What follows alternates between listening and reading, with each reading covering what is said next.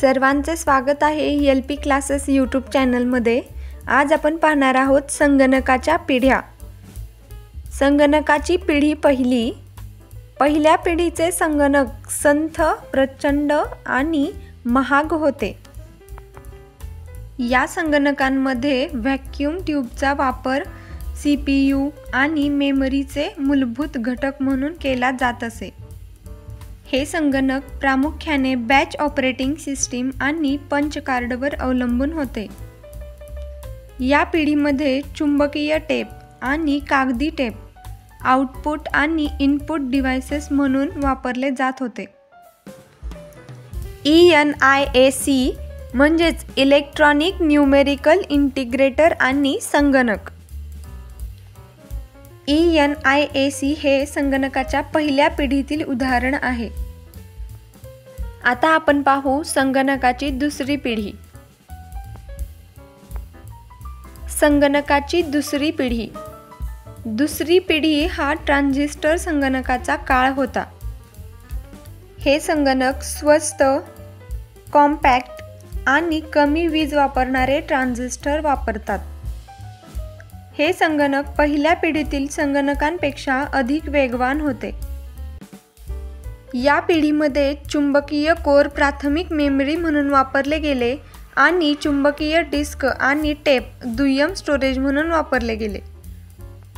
COBOL आणि फॉर्ट्रान सारख्या assembly भाषा आणि प्रोग्रामिंग भाषा आणि बॅच प्रोसेसिंग आणि मल्टी प्रोग्रामिंग ऑपरेटिंग सिस्टीम या संगणकांमध्ये वापरले गेल्या। आपण पुढे पाहू संगणकाची तिसरी पिढी। संगणकाची तिसरी पिढी।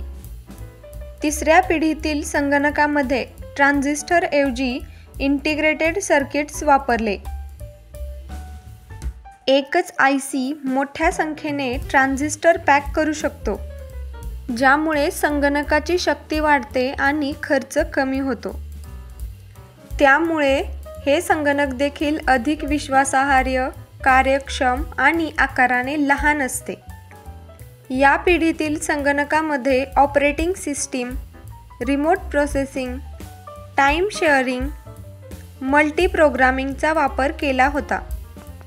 तसेच या पिढीमध्ये फोर्ट्रॉन 2 ते 4 आणि कोबोल, पास्कल सारख्या उच्च स्तरीय प्रोग्रामिंग भाषा वापरल्या गेल्या। आता आपण संगणकाच्या चौथ्या पिढीविषयी माहिती घेऊ। संगणकाची पिढी चौथी। चौथ्या पिढीतील संगणकामध्ये खूप मोठ्या प्रमाणावर VLSI सर्किट्सचा वापर केला होता। हे सर्किट्स लाखो ट्रान्झिस्टर आणि इतर घटक असलेली चिप असल्यामुळे या पिढीचे संगणक अधिक कॉम्पॅक्ट, शक्तिशाली, जलद आणि परवडणारे बनले।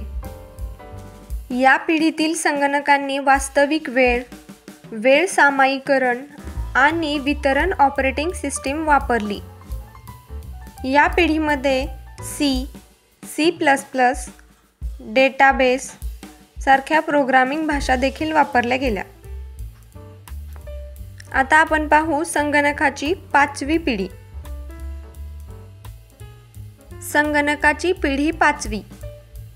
पाचव्या पिढीतील संगणकांमध्ये VLSI तंत्रज्ञान ULSI म्हणजेच अल्ट्रा लार्ज स्केल इंटिग्रेशनने बदलले।